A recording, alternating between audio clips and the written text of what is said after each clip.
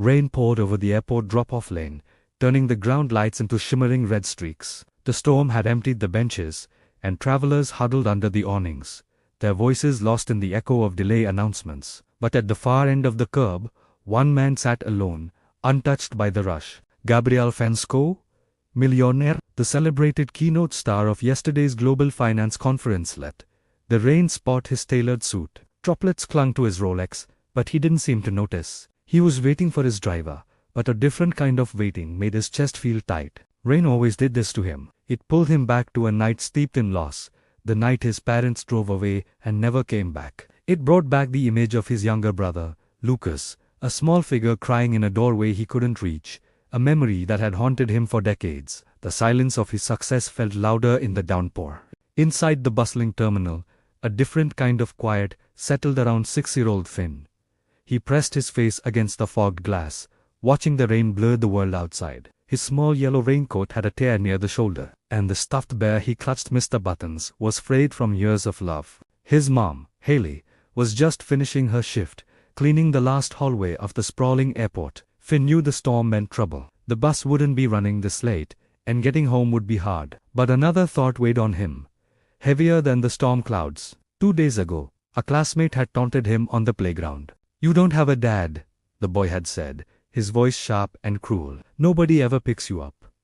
The words had stuck to Finn like burrs, and now, watching the lonely man sitting on the bench, an idea sparked in his young mind. He saw a man who looked just as alone as he felt. He saw a man who needed a friend. Holding Mr. Buttons tight for courage, Finn made his decision. He pushed open the heavy glass door and walked out into the relentless rain, his small sneakers splashing in the puddles. He didn't hesitate, marching right up to the well-dressed stranger. Gabriel, lost in his memories, barely registered the small figure approaching him, until the boy was standing right in front of him, looking up with wide, trusting eyes. Finn's voice was small but clear against the drumming of the rain. "Sir, my daddy is in heaven. Can you help us get home?" The word struck Gabriel with the force of a physical blow. He froze. It had been years, maybe a lifetime, since anyone had looked at him with such unfiltered trust. He was used to people wanting something from him, his money, his influence, his name. But this was different. This was a simple, profound plea. He saw a flicker of his own childhood loneliness in the boy's eyes, a vulnerability he had long since buried under layers of success and steel. Before Gabriel could find his voice, a frantic cry cut through the storm. "Finn!"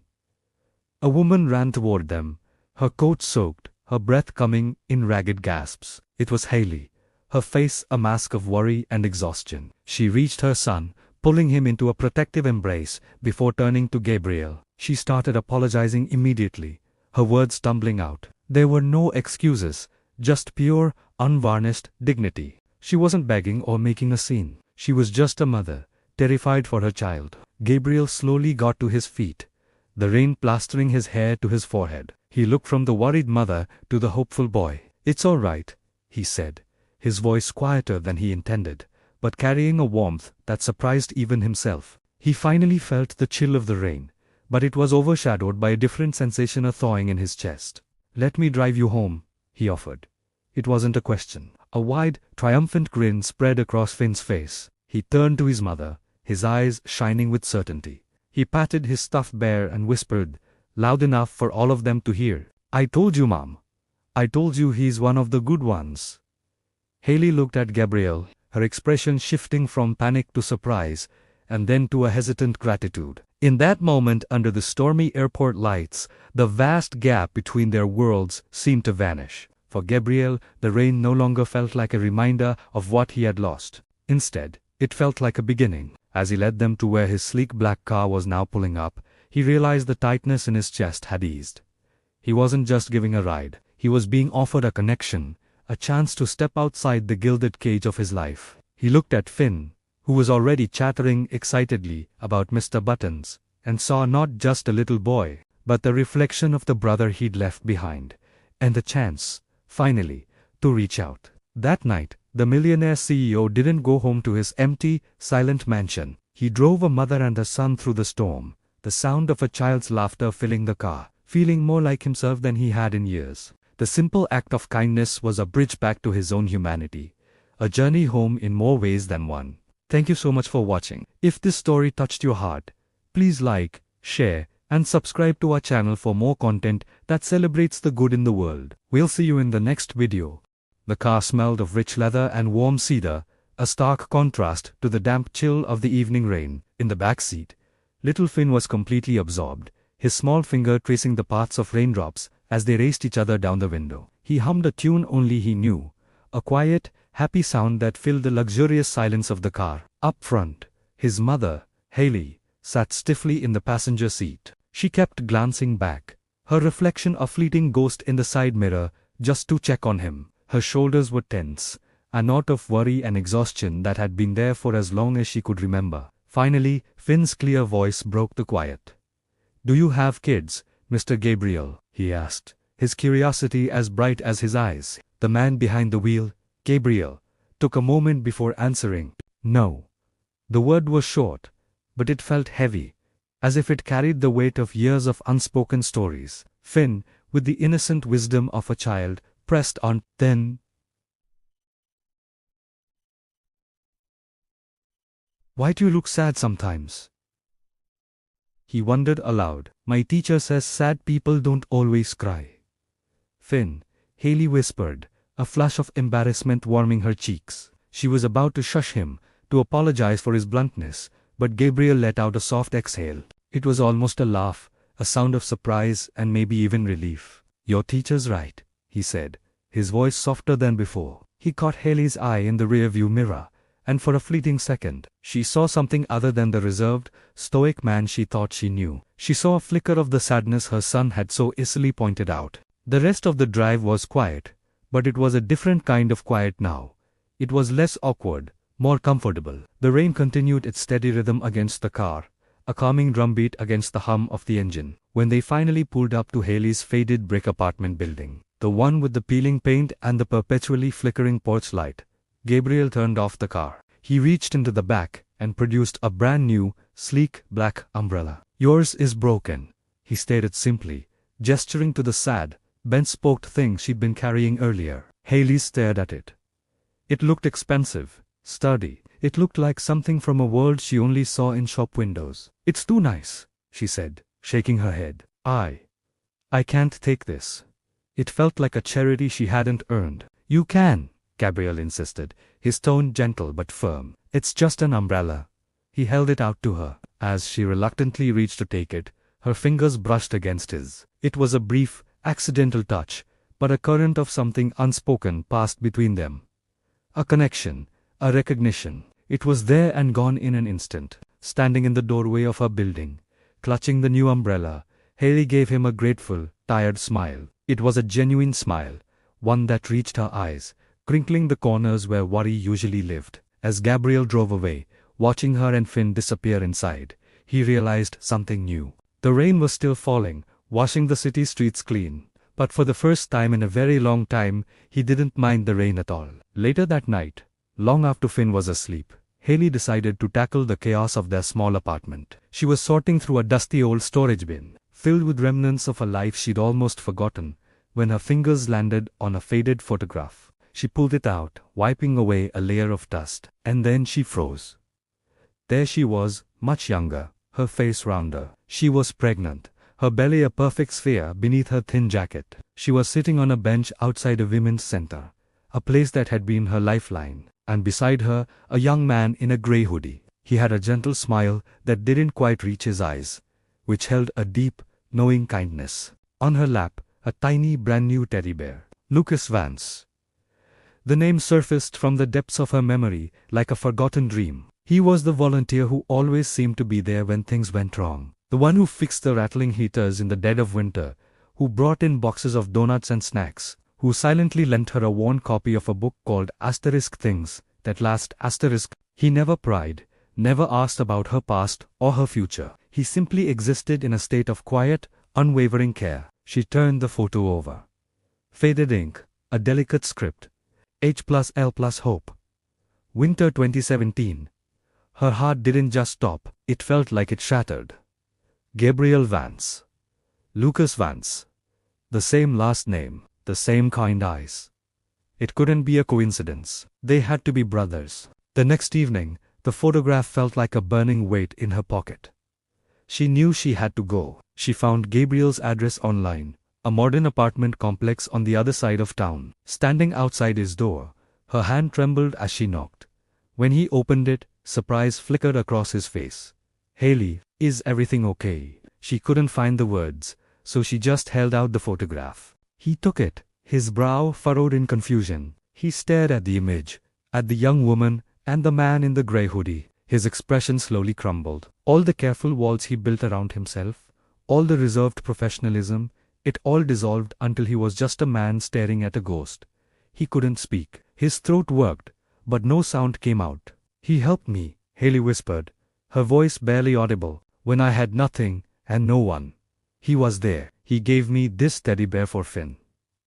Gabriel finally looked up, his eyes shining with unshed tears. "He helped everyone," he said, his voice shaking. That was just who he was. He looked back at the photo, tracing the image of his brother with a thumb. "I didn't know he volunteered there. I didn't know about any of this, not until it was too late." They stood there, in the silence of his doorway, the photograph a bridge between their separate griefs. In that shared moment, the heavy burden of sorrow felt a little lighter, not because it was gone, but because, for the first time, they weren't carrying it alone. The story of Lucas, the quiet volunteer, connected them, weaving their pasts together in an unexpected tapestry of loss and hope. And in that shared silence, they both found a quiet promise of healing. Thank you so much for watching. If this story touched you, please consider liking this video and subscribing to our channel for more content that explores the beautiful, complex connections that make us human. We'll see you in the next one. A week later, Haley found her world tilting on its axis. She was summoned to airport administration, the air thick with unspoken accusations. The words hit her like a physical blow. A formal complaint had been filed against her. She had, according to the report, approached a premium traveler for money. The premium traveler, of course, was Gabriel. Someone had seen him give her and Finn a ride home, and from that simple act of kindness, a malicious rumor had been spun. The anonymous complaint painted a picture of a desperate employee soliciting funds, a gross misrepresentation of what had happened. The verdict was swift and cold: suspension, pending a full investigation. That night, the silence of her small apartment was deafening. She sat in the dark, tears streaming down her face as she watched Finn sleep, his small chest rising and falling rhythmically. How could she have let this happen? How could a moment of kindness be twisted into something so ugly? The fear was a living thing inside her, a knot of dread tightening with every passing second. Her job, the very thing that kept a roof over their heads, was hanging by a thread. The injustice of it all was a bitter pill to swallow. She had done nothing wrong, yet here she was, punished and humiliated. She felt utterly alone, adrift in a sea of uncertainty. The next morning, the world felt grey and hopeless. But when she opened her door, she found Gabriel standing there, his expression a mixture of concern and steely determination. He didn't wait for an invitation, his presence filling her small entryway. The suspension had been lifted. The complaint vanished. An official, formal apology was waiting for her on her desk at work. It was as if the whole nightmare had been erased with a single, powerful command.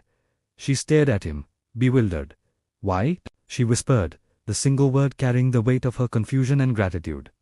"Why would you do this for me?" Gabriel's gaze was intense, his jaw tight. "Because no one protected Lucas when it mattered," he said, his voice low and heavy with a pain she was only just beginning to understand. The name hung in the air between them, a ghost from his past that still haunted his present. In that moment, Haley saw past the powerful CEO, past the billionaire who commanded the world with a single phone call. She saw a man marked by loss, a man trying to right a past wrong by protecting her and Finn. Her own anger and fear softened, replaced by a wave of empathy. "Come in," she said, her voice gentle. "I made tea." It was a simple offering, but it felt like a bridge between their two very different worlds. As he stepped inside, leaving the cold morning behind, a fragile sense of hope began to bloom in the quiet warmth of her kitchen. Life at the airport settled into a new rhythm after that. The whispers and sideways glances faded, replaced by a grudging respect. Haley's suspension was officially expunged from her record, and the apology from upper management was, as Gabriel had promised, waiting on her desk. She and Gabriel began to build a tentative friendship, one quiet conversation at a time. He would often find reasons to be near her concourse, sharing a coffee or simply asking about Finn. He learned about Finn's love for airplanes, his obsession with his stuffed bear, Mr. Buttons, and the deep sadness he still carried for the father he barely remembered. Gabriel, in turn, slowly began to open up about his own life. He spoke of Lucas, his younger brother, with a mixture of love and profound regret. Lucas had been bright and full of life, but he had struggled, and Gabriel, busy building his empire, hadn't seen the signs until it was too late. He carried the weight of that failure every day, a constant reminder of the time he couldn't get back. In Haley and Finn, he saw a chance to do things differently, to be there for someone, in a way he hadn't been for his own brother. One sunny afternoon, during the peak of Haley's shift, the unthinkable happened. Finn, who had been happily coloring in the designated family area just moments before, was gone. 1 minute he was there, his small head bent in concentration over a drawing of a jumbo jet, and the next, the chair was empty. Panic, cold and sharp, ripped through Haley. Her heart hammered against her ribs, and the bustling noise of the airport faded into a terrifying roar in her ears. She called his name, her voice rising with each desperate shout. She scanned the crowds, her eyes darting wildly, searching for his small frame and bright red jacket. But he was nowhere. She fumbled for her phone, her hands shaking so badly she could barely dial. The call to Gabriel was a choked sob. He didn't need an explanation. He heard the terror in her voice. "I'm on my way," he said, his voice calm and commanding, a steady anchor in her storm of fear. He arrived within minutes, not as a friend, but as the man in charge. He was already on the phone, his voice sharp and precise, coordinating with airport security, initiating a lockdown of the concourse. Every available staff member was mobilized. Security teams began a systematic search, their movements efficient and practiced. Gabriel pulled up the security footage on a tablet, his focus absolute. They watched the grainy images, their hearts in their throats. There, a flash of red. Finn. He wasn't crying or scared. He was walking with purpose, his small hand clutching Mr. Buttons, his eyes fixed on something just out of the camera's frame. He was following a balloon vendor, the colorful bouquet bobbing just ahead of him. The vendor turned a corner, heading towards the new glass viewing platform at the far end of the terminal, and Finn followed without hesitation. Gabriel didn't wait for security. He took off running, Haley right behind him. They raced through the terminal, their footsteps echoing in the suddenly cavernous space. The viewing platform was a huge, curved expanse of glass, offering a panoramic view of the runways and the endless sky beyond. And there, at the very edge, was a small figure in a red jacket. Finn. He was sitting on the floor, his back to them, clutching Mr. Buttons in one arm. In his other hand, he held the limp, broken string of a single blue balloon. The balloon itself was gone, vanished into the vastness of the sky. Gabriel slowed his pace, approaching the small boy gently. Haley stopped a few feet away, her hand over her mouth, her relief so profound it left her weak. "Finn," Gabriel said softly. Finn turned, his eyes wide and filled with tears. "I just wanted to see the sky," he whispered, his voice trembling. "I wanted to see if Daddy could see me from up there." He held up the broken string. The balloon was for him. Gabriel's throat tightened. He knelt down in front of the little boy, his expensive suit wrinkling on the polished floor. He looked from Finn's tear-streaked face to the endless blue sky outside the window. He gently placed a hand on Finn's shoulder. "I see you, Finn," he said, his voice thick with an emotion he hadn't allowed himself to feel in years. "And I think your dad does too." He carefully scooped the boy into his arms, holding him close. Finn wrapped his small arms around Gabriel's neck, burying his face in his shoulder, the scent of his father's old cologne clinging to the worn fabric of Mr. Buttons. For the first time in a very long time, Gabriel had arrived in time. He hadn't just saved the day. He had saved the little boy's heart, and in doing so, maybe, just maybe, he was starting to save his own. Thank you so much for watching. If you enjoyed the story, please hit that like button and subscribe to the channel for more. We'll see you in the next video. The next evening, Gabriel decided to do something simple, something small. He invited Haley and Finn up to the rooftop for what he called a small tree lighting. It wasn't much, just a slightly crooked pine tree he'd found, the kind with a bit of character. They stood there in the crisp winter air, the city humming below them. Soft lights were strung around the tree, waiting. He handed them mugs of hot chocolate, the warmth seeping into their cold hands. As Haley reached for hers, their hands brushed, a fleeting touch that sent a spark through the chilly night. It was a simple, unspoken moment, but it felt significant. Finn, with all the seriousness a little boy can muster, was given the most important job, placing the star on top. He reached up carefully, setting it in place. Then, everyone stepped back. Gabriel held a small remote. He looked at Haley, a silent question in his eyes, and she gave him a small, encouraging nod. He pressed the button. The tree flickered to life, bathed in a soft, golden glow that stood out beautifully against the deepening winter sky. It was magical. Without a word, Haley leaned into Gabriel, resting her head against his shoulder. In that quiet moment, surrounded by the gentle light and the vast city, it didn't feel like grief or sadness. It felt like peace. It felt like the beginning of something new, a quiet promise under the stars. A few days after Christmas, Gabriel found himself clearing out Lucas's old locker at the volunteer center. It was a task he'd been putting off. Each item a painful reminder of his brother. Tucked away in the back, behind a worn-out jacket, was a simple notebook. He almost set it aside, but something made him open it. Inside, in Lucas's familiar handwriting, was an unfinished letter. It started, "To the girl with golden hair and a brave smile." Gabriel's breath caught in his throat. He knew immediately who Lucas was writing about. He continued to read, his heart pounding with each word. Lucas had poured his feelings onto the page, writing about Haley. He wrote about her strength, how watching her face her own battles with such courage gave him hope. He wrote about how she had this incredible ability to make him feel like he mattered, like his own struggles weren't just invisible burdens. Lucas described the way she smiled, even when Hira's held a hint of sadness, and how that bravery inspired him. The letter was a testament to the profound impact Haley had on him, a bright light in his darker days. The most poignant part came near the end. Lucas had written, "One day, someone is going to look at you and realize they are a little less alone in this world, just because you exist."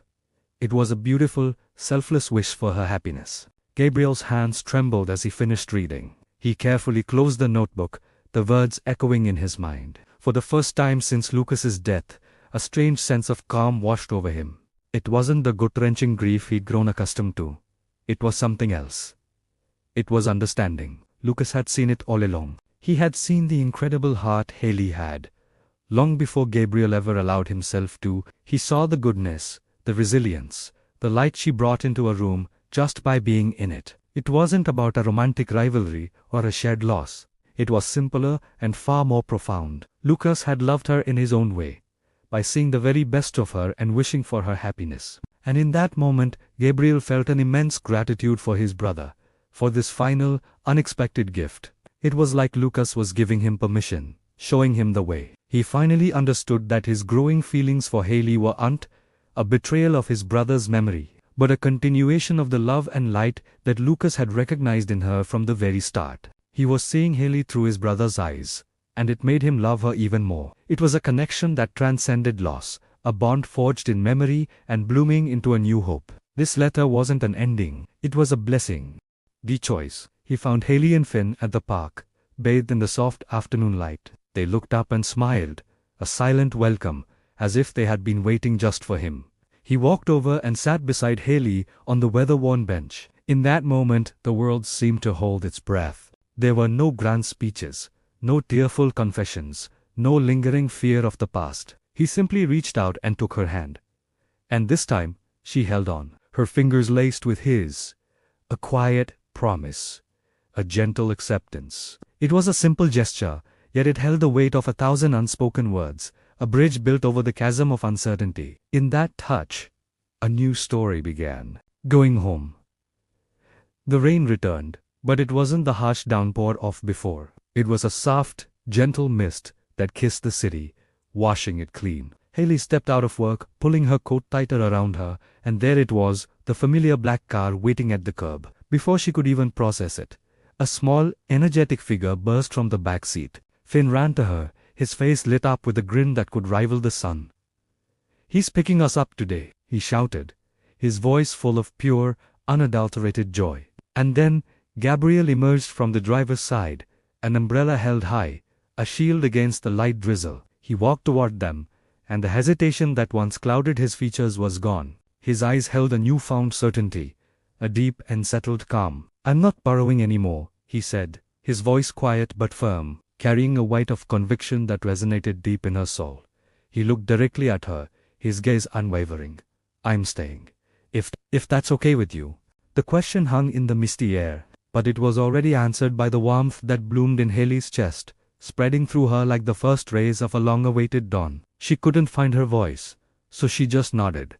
A single, decisive movement that said everything. A smile, real and radiant, touched Gabriel's lips. Together, they climbed into the car, settling into the familiar comfort of the seats. And then, a small hand reached from the middle, Finn grabbing both their hands, linking them together. He squeezed tight, his little voice filled with a profound sense of rightness. "Let's go home." And just like that, they did. Not to a house, but to a feeling. Not to a place, but to each other they went home. If this story touched your heart, the way Finn's small voice changed Gabriel's life, the way a simple choice to hold a hand can rewrite a future, then stay with us here at Heart Echo Channel. We believe in the power of stories to heal, to connect, and to remind us of what truly matters. We'd love to hear from you. Tell us in the comments. Which moment moved you the most? Was it the quiet decision in the park, or the final promise in the rain? Your thoughts mean the world to us. And don't forget to like this video, subscribe to our channel, and share it with someone you love. Because somewhere out there, someone is still waiting to find their way home. Man, maybe, just maybe, this story is the beginning of their journey. Thank you for listening.